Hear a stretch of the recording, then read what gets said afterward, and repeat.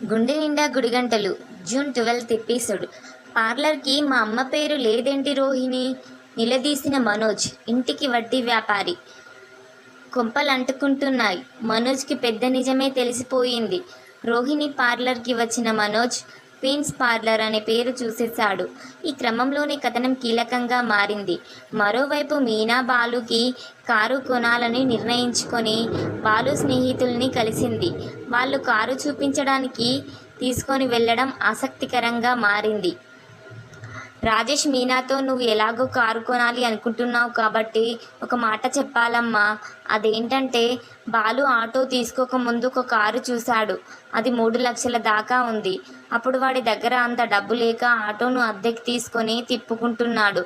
నిజానికి ఒక 80,000 కడితే మిగిలిన డబ్బు ఈఎంఐ రూపంలో కట్టుకోవచ్చంట అని చెప్పడంతో వెంటనే మీనా సంతోషంగా, అన్న నాకు అదే కారు చూపించండి, ఆయనకు సర్ప్రైజ్గా కొనివ్వచ్చు అంటుంది మీనా.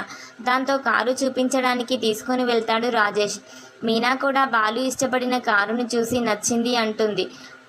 నా దగ్గర ప్రస్తుతం 60,000 ఉన్నాయి. మిగిలిన 20,000 రేపటికి అడ్జస్ట్ చేసి రేపు కారు తీసుకుందాం అని మీనా ఇంటికి వచ్చేస్తుంది.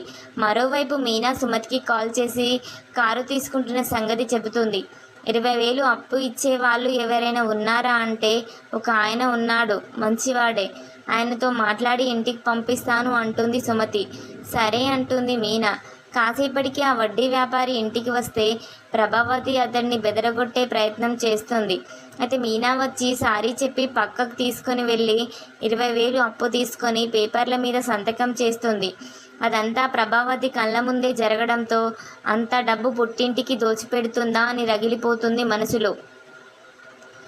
మరోవైపు రోహిణి విద్యా పార్లర్లో తెగ కబుర్లు చెప్పుకుంటూ ఉంటారు.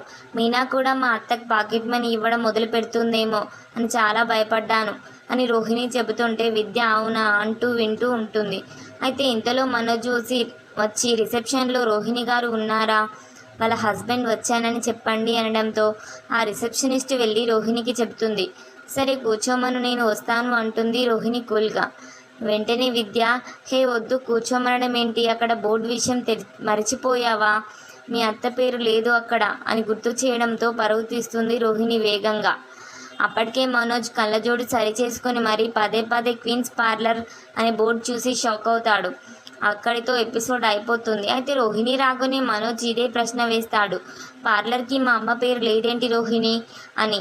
ఇది ప్రశ్న ఖచ్చితంగా వస్తుంది. అయితే రోహిణి మాత్రం మనోజ్ని బయటకు తీసుకొని వెళ్ళి ఏం చెప్తుందంటే, పార్లర్కి ప్రభావతి పార్లర్ అని పెడితే కస్టమర్స్ పెద్దగా రావడం లేదు మనోజ్, ఓల్డ్ నేమ్ కదా, అందుకే ఇలా మార్చాను. అత్తయ్య నువ్వు బాధపడతారని ఈ నిజం దాచాను అని కవర్ చేసుకోవచ్చు. అది జరిగితే మనోజ్ మరోసారి బకరా అవుతాడు. చూద్దాం ఏం జరుగుతుందో.